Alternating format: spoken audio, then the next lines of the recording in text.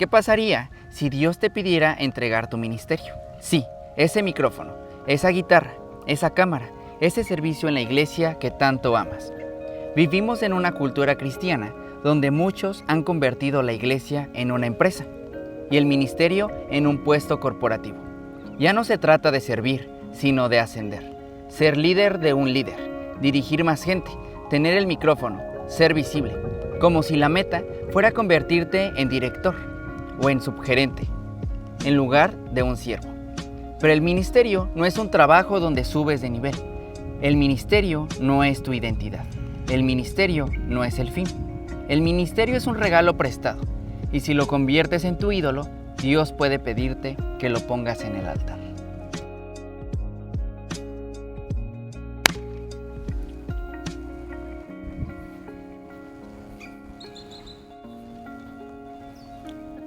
¿Cómo estás, Marian? Bien, primo, ¿y tú? Bien, también, feliz. Queremos aprovechar la oportunidad para grabar contigo un nuevo episodio. Tal vez la gente no sepa, pero tú sirves en tu iglesia. ¿Y qué haces en tu iglesia? Bueno, en mi iglesia hago varias cosas. Una de ellas, por ejemplo, toco el bajo. Antes ayudaba más con la parte audiovisual, pero ahorita ya es como que llegar, poner las cosas, poner el equipo, audio, todo lo eléctrico, y pues ya después tocas. Ah, súper bien, eso está padre. Sí, Yo la igual, verdad, sí. Bueno, nos parecemos, somos primos. Yo también sirvo en mi iglesia, pero en Toluca, y toco el violonchelo y el piano en la alabanza, y a veces igual ayudo en cosas de fotografía, imagen y cosas así. Sí, un poco de todo. Sí. Bueno, este episodio se llama ¿Qué pasaría si Dios te pidiera matar tu ministerio? Suena fuerte, entonces está basado en lo que Dios le pidió a Abraham. Dios le pidió a Abraham matar a su propio hijo. Entonces, ¿qué pasaría si Dios te pidiera matar tu ministerio? Wow. Sí. Suena profundo, suena intenso. Sí, sí. Y este episodio está basado en Génesis 22:2. Y dice, y dijo, toma a tu hijo, tu único Isaac, a quien amas, y vete a la tierra de Moirá, y ofrécelo allí, en el holocausto, sobre uno de los montes que yo te diré. Este está fuerte porque, bueno, si conoces la historia de Abraham y Sara no podían tener un hijo, ¿no? Y después de muchos años, Sara era estéril, y después de muchos años, ya de abuelitos lograron tener un hijo. Y eso es algo que suena imposible, y Dios lo hizo posible, y de la nada Dios le dice, ok, ya te entregué al hijo, ahora entrégamelo de vuelta. O sea, ya te di a tu hijo, ya lo tuviste unos cuantos años, devuélvemelo.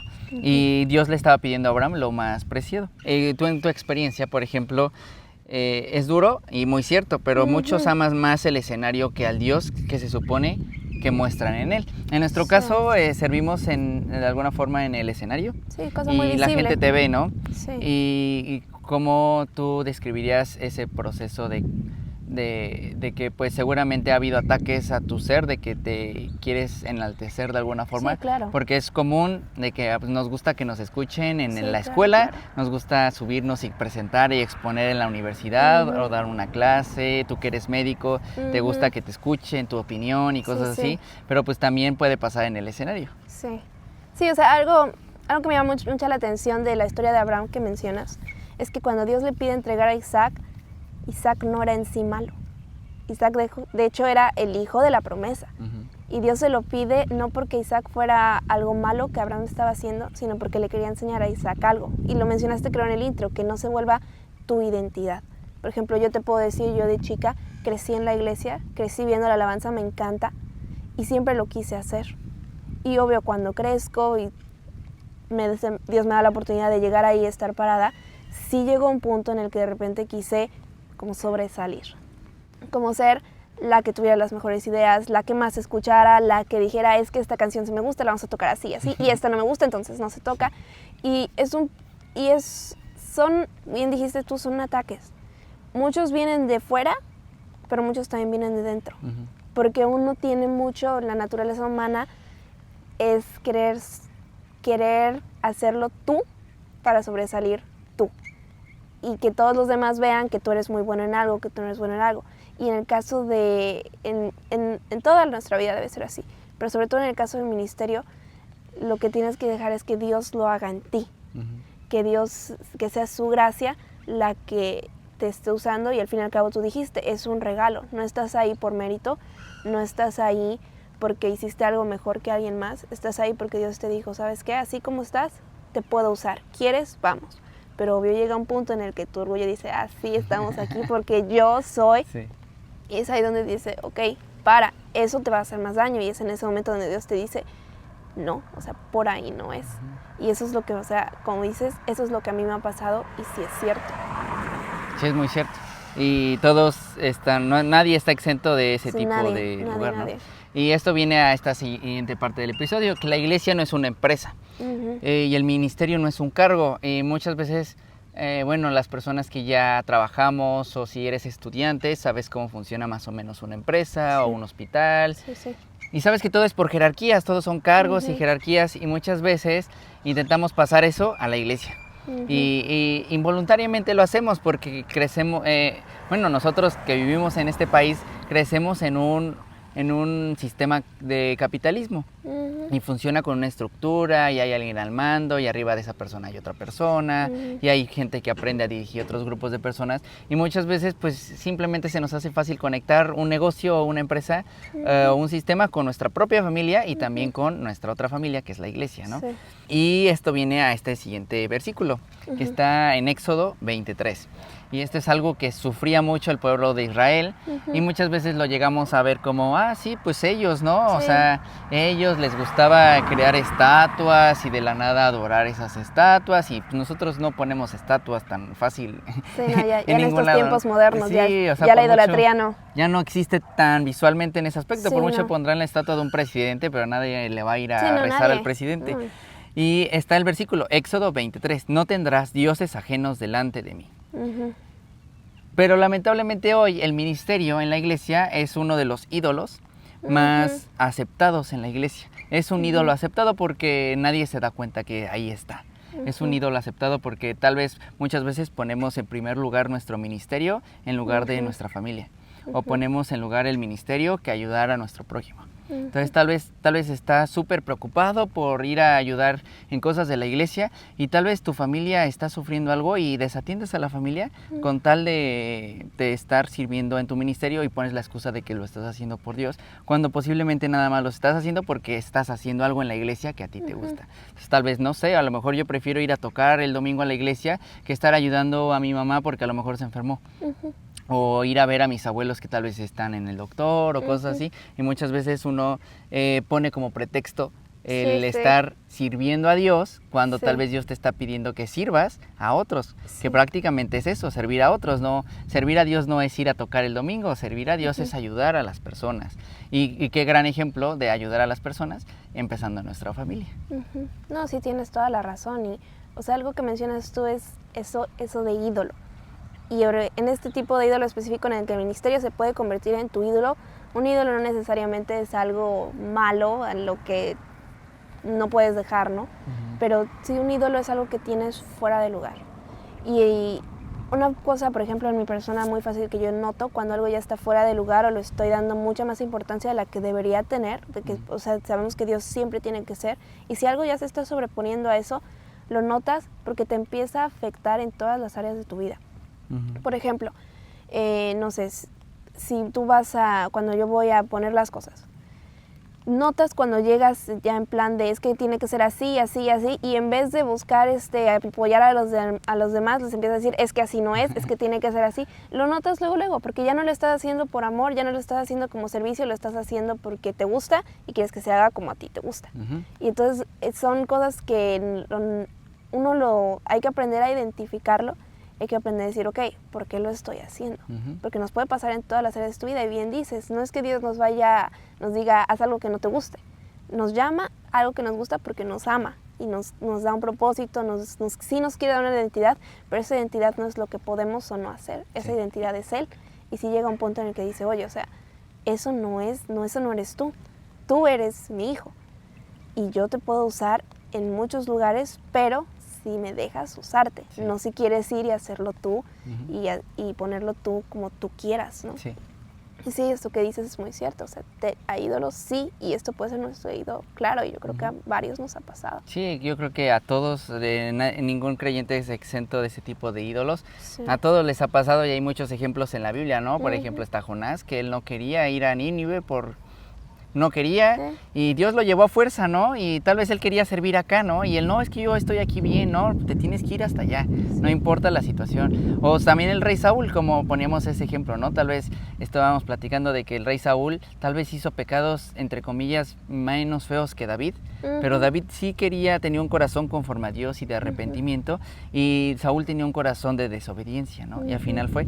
Y aquí te anoté unos ejemplos de ídolos en la iglesia. Ídolos que, como dices, no son malos. Isaac no era nadie malo, era el hijo de la promesa, ¿no? Y aquí hay cosas que son partes de las promesas que Dios le ha regalado a muchos creyentes, ¿no? Y aquí viene una lista de ídolos en la iglesia. Una puede ser la competencia entre grupos de alabanza. O entre los miembros de ahí, ¿no? Es que yo soy mejor que tú, yo toco mejor que tú, tengo mejores ideas y se vuelve en una competencia como si Dios nos fuera a calificar a ver quién tocó más bonito la guitarra o quién tocó más bonito el piano o quién hizo la mejor armonía en la canción, ¿no? Y pues eso a final de cuentas a Dios no le importa, ¿no? Obviamente hay que hacer las cosas bien porque es un servicio a Dios, pero pues tampoco es una competencia, ¿no?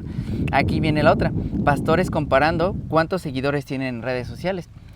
Y ahorita esa es una parte muy importante porque es muy común, ¿no? Y es muy común transmitir predicaciones y es increíble. En pandemia fue una bendición poder ver la predicación desde YouTube y yo sí conocí a una familia que me contó que se convirtió viendo unos videos de nuestra iglesia y me lo encontré a la señora en el centro de Toluca y me dijo, oye, es que yo vi un video que ustedes subieron y gracias a ustedes me convertí. Y yo dije, órale, qué padre, ¿no? Pero tampoco afanarse porque pues somos personas sociales y nos encantan las redes sociales, siempre andábamos viendo a ver quién ya nos dio like y podemos caer en esa de que, ay, sí voy a subir este video o esta predicación para que tenga muchos likes, pero no, es para que la gente lo vea y si tienes 3 views o 1 view, va a ser de bendición a esa persona, ¿no? No pasa nada. Otro pecado, entre comillas pecado, pero es un ídolo, es líderes buscando un puesto como si fueran ascensos en una oficina, ¿no? No, es que yo quiero discipular a 30 personas porque él ya tiene 25, ¿no? Y quiero ser un mejor líder que mi amigo. O yo quiero tener discípulos porque él ya tiene un discípulo. Entonces como que empiezas a competir sin razón alguna, ¿no? Y eso ya depende de la personalidad de cada quien o cada quien no, pero muchas veces sí, vemos la iglesia como si estuviéramos entrando de becarios a una empresa. No, yo ya quiero después ser junior manager, senior manager, subdirector y queremos subir y lamentablemente lo vemos así porque así es nuestra sociedad. Aquí hay unos versículos que a mí me llamaron mucho la atención, ¿no? Como primero, esta es una frase, el ministerio no es un trampolín social, no es una empresa familiar y tampoco es tu currículum cristiano. Muchas veces queremos empezar a crear el currículum cristiano de, sí, yo ya serví en video, ya serví en música, de repente doy consejería en los jóvenes, de repente estoy en bienvenida y ya tengo un buen currículum, ¿no? Contrátenme. Sí, y después, ya me lo gané. Sí. Y aquí está Mateo 6:5. Y cuando ores, no sea como los hipócritas, que como ellos aman el orar en pie para ser vistos de los hombres. O aquí está el siguiente versículo, 1 Samuel 15, 22 al 23. Nada más voy a leer el 22. Ciertamente, el obedecer es mejor que los sacrificios. Muchas veces nos queremos sacrificar por estar sirviendo y pensamos que eso es lo mejor que tenemos que hacer. No, es que no puedo ir a ver a mi mamá aunque está mal porque tengo que ir acá a servir, ¿no? Y a veces tal vez sí Dios te va a pedir servir en lugar de ir a ver a tu mamá, pero luego ves, es aprender a balancear la vida, ¿no? Y aquí está Mateo 7:22. Muchos me dirán en aquel día, Señor, ¿no profetizábamos en tu nombre? Y entonces les declararé, nunca os conocí. Tú puedes tener el ministerio más exitoso del mundo y tal vez matarte por tu ministerio, ¿no? Pero puede ser que escuches, nunca te conocí de parte de Dios. Sí, sin duda, porque tú mencionaste, por ejemplo, a David y me vino a la mente cuando Dios elige a David, había muchos muy buenos candidatos. O sea, literal tenía una bola de hermanos mayores que eran más altos, que eran más hábiles, que tenían mucha más experiencia, que eran más guapos, que su papá los recomendaba y su papá los apoyaba, y a David lo tenía sentado en el rincón. David no era alguien que la familia decía, sí, es parte, no, lo escondían, o sea, se avergonzaban de él. Y Dios lo escogió a él. Pero no porque tuviera, muchas veces en la iglesia tendemos a pensar que el que conecta cables es porque es menos importante que el que está predicando o el que está cantando. Y para nosotros es normal, o sea, para nuestra naturaleza humana es muy claro, ok, el que está conectando cables es porque no puede hacer algo mejor. No es cierto, o sea, ese es el engaño. Dios lo que ve es el corazón, porque bien tú dices, puede que el que esté dando una predicación y tiene todo el carisma y la gente se conmueve y todo, pero lo hace porque eso dice, de aquí soy. Y el que está conectando cables dice, Señor, úsame en lo que quieras. Y Dios ve el corazón, y eso valió mucho más, por ejemplo, que alguien que hizo mucho, pero para sí. Por ejemplo, como esa vida que dio un centavo, o sea, dio lo último que tenía, pero lo dio de corazón. Y nosotros llegaron con su bolsota de dinero a decir, miren nomás qué buena persona soy, ¿no? Y he hecho todo esto aquí. Igual Dios dice, ¿quién crees que dio más? ¿Quién crees que le valió? Entonces a veces no es tanto lo que podemos hacer o lo que hagamos y no hagamos, sino para quién lo hacemos o cómo, con qué corazón lo hacemos. Y Dios sabe. Nosotros podemos saber muy fácil, cuando empezamos a hacer algo para nosotros, lo dejamos de disfrutar. Cuando idolatras tu ministerio, cuando idolatras el ir a la iglesia, cuando vas a la iglesia ya nada más para echar relajo después, cuando vas a la iglesia nada más porque te gusta el ambiente, cuando vas no para ver Dios qué quieres hoy para mí, si cuando vas para ver qué ganas tú o qué puedes dar tú o qué puedes deslumbrar tú, lo dejas de disfrutar. Y ese disfrute es algo que Dios te regala porque se lo dejas. Cuando nosotros nos obsesionamos con algo, te das cuenta luego que dices, ahí no es, y por eso Dios ve el corazón. Y por eso que dices de David versus Saúl. Y un corazón para Dios vale más que un corazón, entre comillas, muy calificado o más vistoso. Sí, justo. El altar para Dios no es un cementerio. El altar para Dios es una forma de purificar. Y el altar en su época se utilizaba para ir a sacrificar un cordero. Ese cordero era una representación de Jesús y moría por tus pecados y Dios te perdonaba, ¿no? Y eso es lo que Dios le estaba pidiendo a Abraham, ir a sacrificar a su hijo, pero no para matar algo, sino para purificar, para perdonar algo, para enseñar algo, ¿no? Muchas veces Dios utilizó el altar y no necesariamente era un altar. Por ejemplo, a Pedro, a él le pidió tirar sus redes y le dijo, ya no vas a pescar, ahora vas a pescar hombres, o sea, vas a ir a predicar por todo el mundo y vas a rescatar almas. Ahí Pedro, lo que Dios le pidió fue, tira lo que sabes hacer, tira lo que más amas y sirve. Dice en Filipenses 3:7, pero cuántas cosas eran para mi ganancia, las he estimado como pérdida por amor de Cristo. Y después está 1 Samuel 1:27 y dice, yo pues lo dedico también a Jehová todos los días, que viva será de Jehová. Entonces lo que pones tú en el altar ante Dios no muere, se va a purificar siempre. Lo que retienes con orgullo termina pudriéndose en tus manos. Es lo que decíamos, pierdes el rumbo, ¿no? Vas a la iglesia por el ambiente, vas a la iglesia porque van tus amigos, vas a la iglesia porque te gusta estar en bienvenida saludando a todos los creyentes y muchas veces pues sí pierdes el rumbo de lo que Dios te está pidiendo realmente, ¿no? Sí, toda la razón. Y aquí está el siguiente versículo, Mateo 10:39, el que haya su vida la perderá y el que pierde su vida por causa de mí la hallará. Wow. Sí, es completamente opuesto a lo que podríamos pensar en nuestra naturaleza, ¿no? O sea, y te das cuenta, por ejemplo, viendo estos versículos, me remonto al principio mismo de la salvación, ¿no? O sea, la salvación nunca fue, estamos aquí y puedes decir, Dios me perdonó, pero no por lo que hice, no porque oré muy bonito o no cuando se lo pedí, no porque, Dios dijo, está bien, si vale la pena, hay algo que rescatar, no. Porque por gracia murió y yo le tuve que decir, Señor, ten mi vida. Y bien dices, el altar no es para morir. O sea, no es que al entregarle su vida sí morimos, pero morimos a lo que bien dices tú, que reteniendo en orgullo se nos estaba yendo la vida entre las manos, no la podíamos disfrutar, no la podíamos vivir. Y lo mismo pasa con nuestro ministerio, con la misma iglesia. O sea, cuando se convierte ya en algo, no es que Dios diga, está bien, ¿sabes qué? Cámbiate de iglesia. ¿Sabes qué? Corta, ya no. Dice, suéltalo. Deja de estar intentando hacerlo en tus fuerzas, dámelo.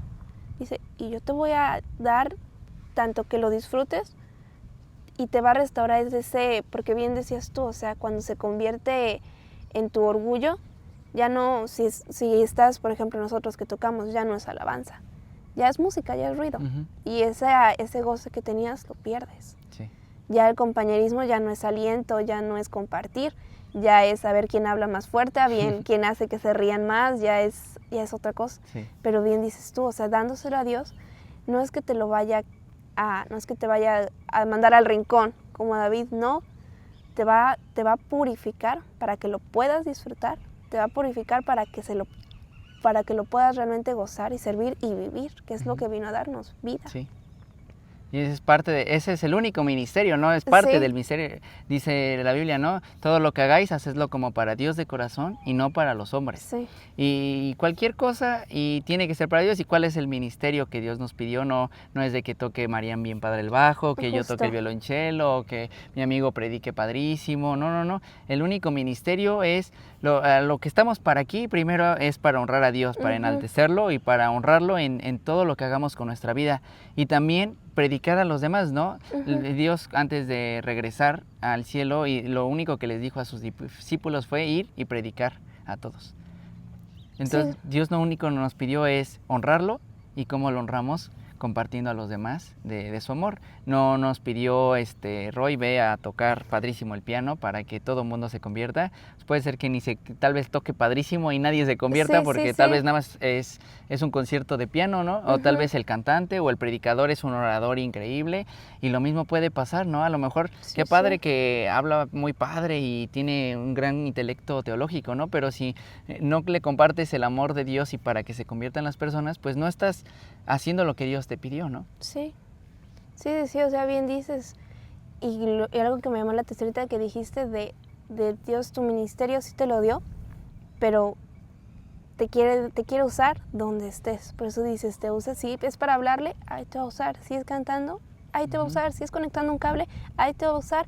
Y que podamos, por ejemplo, me acuerdo de Pablo cuando le escribía a unos creyentes que estaban cayendo precisamente en decir, es que yo soy fariseo, es que yo tú venía todo acá. Dice, a ver, si nos vamos a gloriar de eso, Pablo les empieza a listar de todas las cosas de las que él tenía, de las que él podría gloriarse, y le dice, si nos vamos a gloriar, dice, yo tengo más. Dice, pero no es así. Dice antes, todo esto lo tengo por pérdida para ganar a Cristo. Y cuando él ganó a Cristo es donde tenemos después de esos versículos que dice que él aprendió a estar gozoso en toda situación.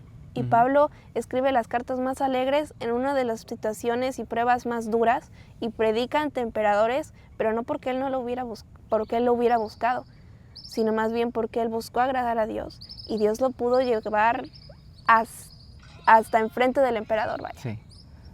Hasta ahí lo pudo llevar, porque Pablo no fue en sus fuerzas. Le dijo, está bien, Señor, a donde tú quieras. Y ahí nos quiere llevar Dios, donde estemos, pero dándoselo. No queriendo ir con nuestras credenciales, por esto me deberías usar o no. Y y en eso nos da libertad y nos da el gozo. Sí. Que perdemos nosotros cuando decimos, pero yo porque yo quiero.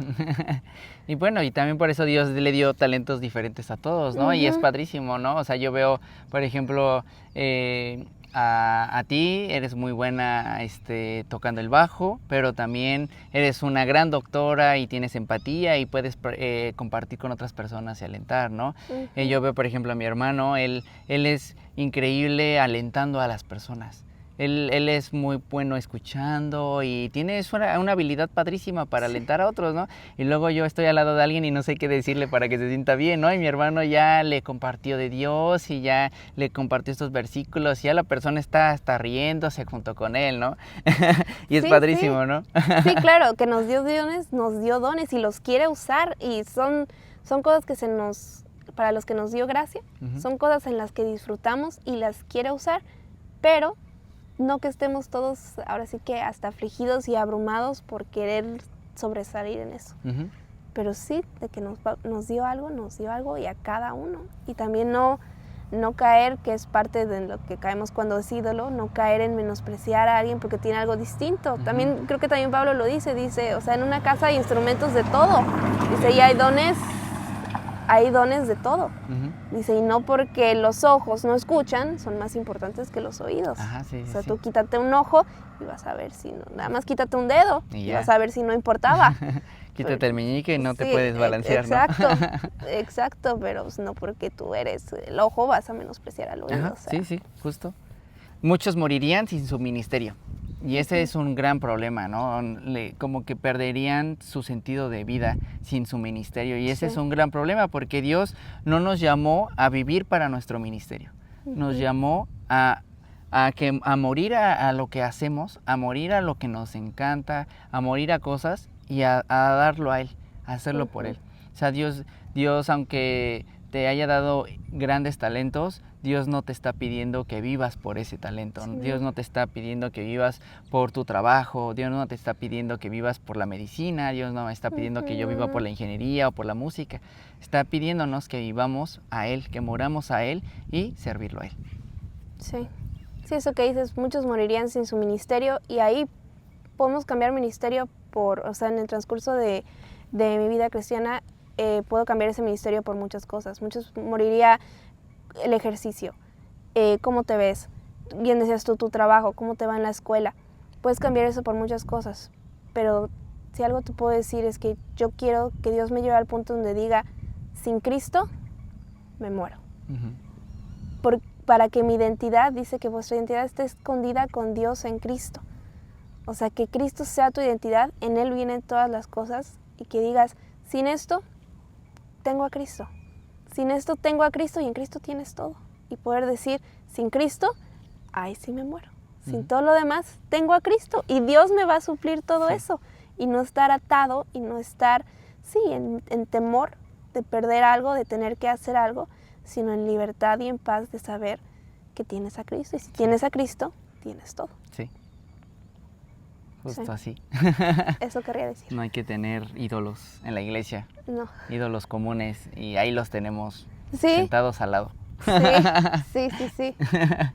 Y no normalizarlo porque en nuestra iglesia es muy normalizado y sobre todo en iglesias que están creciendo y son grandes, súper normalizado porque algo normalizado es algo que no te das cuenta que está ahí, es algo que sabes, ¿no? Sí.